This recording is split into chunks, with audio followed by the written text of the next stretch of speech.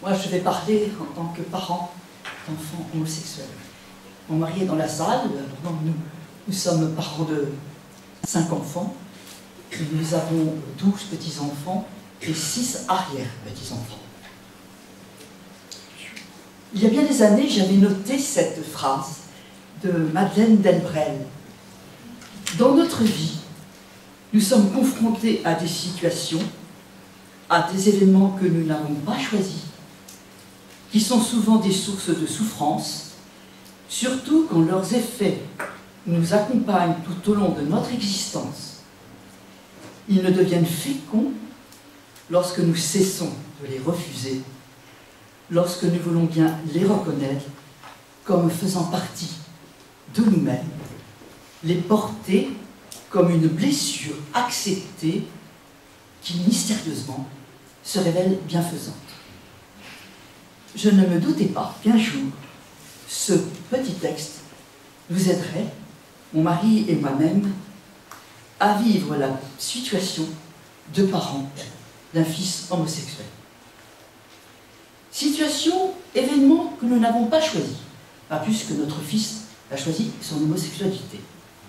Mais ces situations, événements auxquels aucun parent n'est préparé. Pour la bonne raison qu'ils n'effleurent pas l'esprit, que nous ne sommes pas atteints et que c'est impensable. Mais, qui secoue toute une famille, comme un séisme, n'ayons pas peur des mots. Source de souffrance dont les effets nous accompagnent tout au long de notre existence. Oui, pour ceux de notre entourage qui savent, nous venons des parents pas comme les autres. Nous nous heurtons à l'incompréhension, pire à la condescendance ou la pitié. Et les commentaires, les réflexions, les plaisanteries de notre société à ce sujet sont comme des brûlures qui peuvent faire très mal, car c'est nous atteindre dans celui qui fait partie de nous-mêmes, c'est-à-dire notre enfant. Ces souffrances, nous les connaissons et nous les connaîtrons encore, on ne se fait aucune illusion.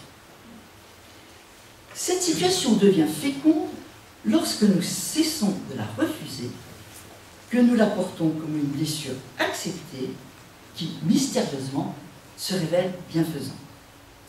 Féconde, bienfaisante, c'est-à-dire devenant source de grâce.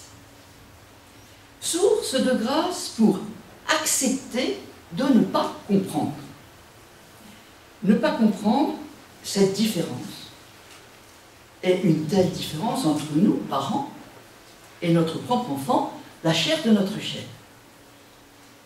Et accepter de ne pas comprendre, c'est se défaire des préjugés, s'ouvrir à l'accueil dans toute l'acception du terme, à la reconnaissance de l'autre avec ses richesses qui lui sont propres et dont l'Église a tant besoin.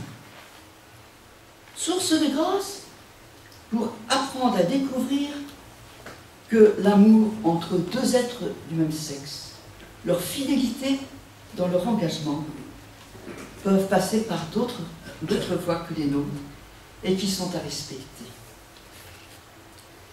Source de grâce qui chaque jour nous mène à approfondir l'amour insondable du Seigneur pour toutes ces créatures si différentes les unes des autres.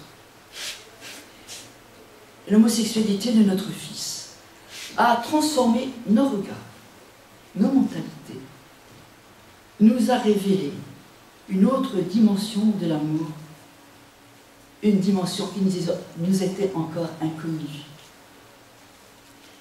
Je terminerai en disant: puissent tous les parents concernés par cette situation difficile vivre cette profonde conversion. Elle prend du temps, oui, mais c'est des sources de paix.